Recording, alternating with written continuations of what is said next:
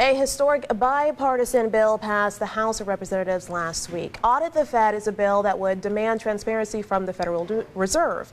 But is it necessary? Ben has the reality check you won't see anywhere else.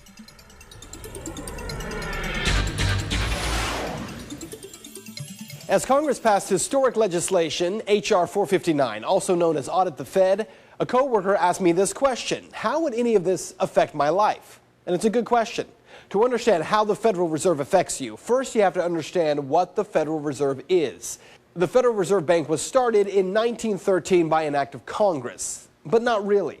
You see, Congress allowed the creation of the Fed, but the Federal Reserve Act of 1913 wasn't drafted by Congress. It was drafted under great secrecy in a meeting of associates of very powerful men at a place called Jekyll Island. I know, sounds like a movie, right? The men represented at that meeting: J.P. Morgan, William Rockefeller, and the Rothschild banking family. The wealth of the five families represented at that meeting represented at the time 1/4 of all the wealth in the world.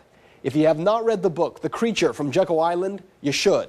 It explains in great detail how the Federal Reserve Bank came into existence, and it's a very strange story. Now, I could spend an hour explaining all the details on the history of the Fed, but time won't allow it. So in short, it's critical to understand the objectives of the Federal Reserve. The Fed was drafted with 5 objectives. Number 1, to stop competition from newer banks, especially banks in the western part of the United States. 2, to obtain a franchise to create money out of nothing for the purpose of lending. 3, to get control of all the reserves of other banks so that reckless banks wouldn't be overrun. 4, to shift the losses from the banks to the taxpayers. And 5, to convince Congress that the purpose was to protect the public. So here's how it works. If the government needs money, the U.S. Treasury prints it, but the Treasury needs to get it out to the public. And that's where the Fed comes in. The Federal Reserve Bank will take that newly printed money, which was created out of nothing, then gives it to other banks. The banks then loan the money to you and me, and we pay interest. And the interest we pay then goes back to the Treasury and to the banks who loan the money in the first place. So what's the problem here? Well, the Federal Reserve Bank is not responsible to anyone, not to Congress, not to the President, and most importantly, not to the American people. In 2011, the Government Accountability Office conducted a first-of-its-kind audit of some of the lending practices of the Fed after the 2008 financial crisis. According to Democrat Congressman Bernie Sanders of Vermont, as a result of this audit, we now know that the Federal Reserve provided more than $16 trillion in total financial assistance to some of the largest financial institutions and corporations in the United States and throughout the world.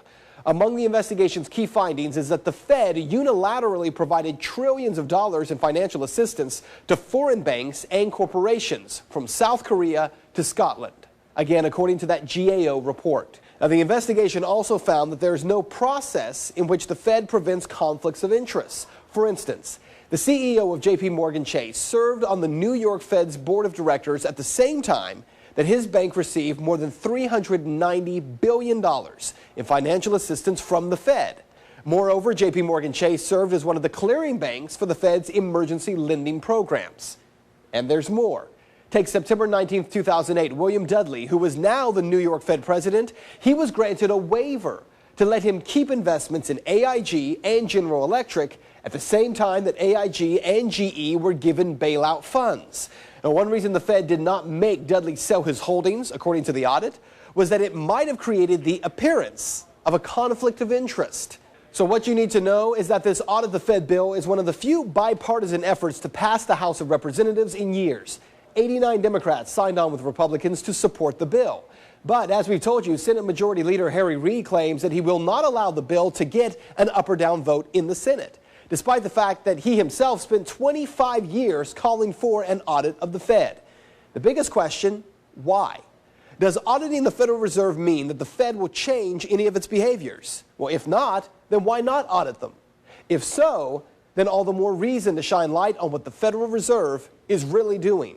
And that is Reality Check. If you would like to make your voice heard on this story, you can head over to Ben's Facebook page. You can find it